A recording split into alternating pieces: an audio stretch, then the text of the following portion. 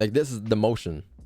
Understanding liquidity, understanding price levels that we could tap, you know, like having your advantage points set out due to that motion in general.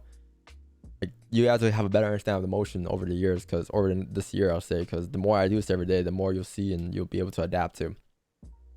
Right, so all those times you got faked out waiting for a closure above the range, bottom wick and entry, right?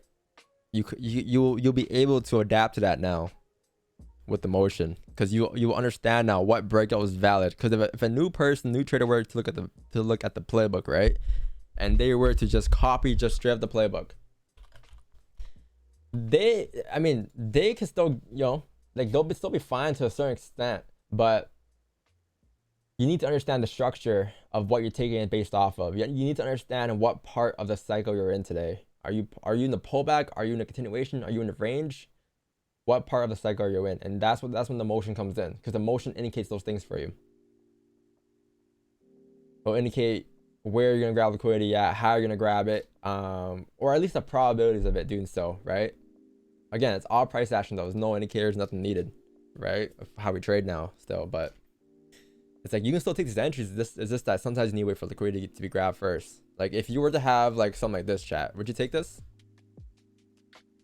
If this were to be your support, right, and you were to, you know, be bullish, let's say this is your resistance here, and at some given point you're just bullish,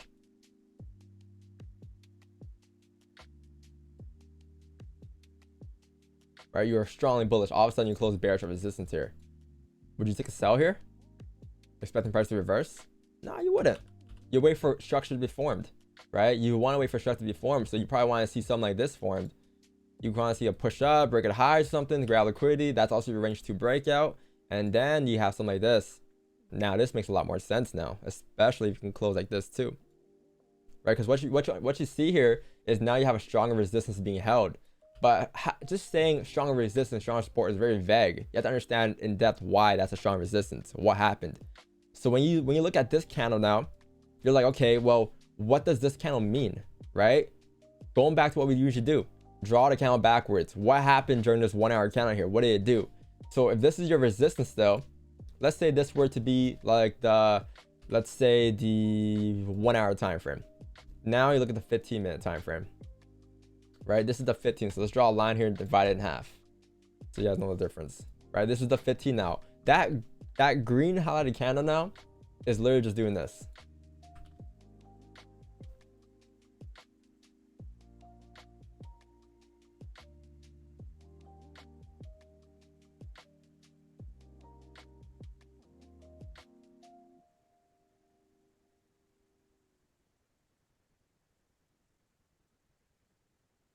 That candle was off.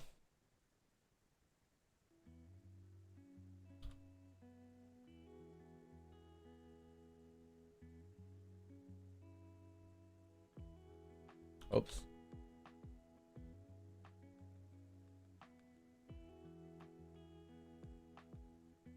Like this is how ideally it'll look, right? But what do you have here? You have a range 2 now.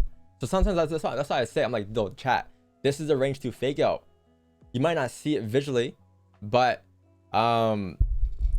if you were to break the candle backwards down, you'll see it. Because look, now this is your range 1 right here, right? This is your range 1, and this is your range 2. How did I come up with this, right? Because look, you had a high. Look, this candle's bearish, right? Obviously. So you had a high. This is the high.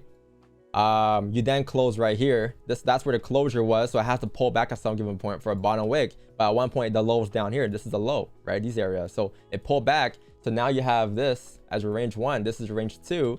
And then that now you have structure formed. You have the motion printing, right? So as you just come down now and you close below this range like this, right? That's the zucchini. That's the starter play, right? That's what it is. That's literally all that is. So now you can take the starter play. Now you can take the onion, right? To come down, and that's your cells. You're not going to expect something like this to form now to fill the rest of the range coming down, right? Now you can take the cells. But here, when you never had any of that yet, you just had one bearish candle resistance. That's not enough.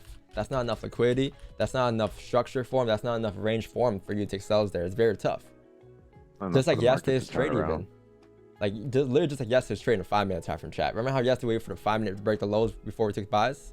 right? Going back to yesterday's trade right here, you're gonna see it form too, like, right? We didn't take this here. Why? Because that was the first bearish closure. This is, we're paying attention to this right now, right? Like, so forget all of this shit.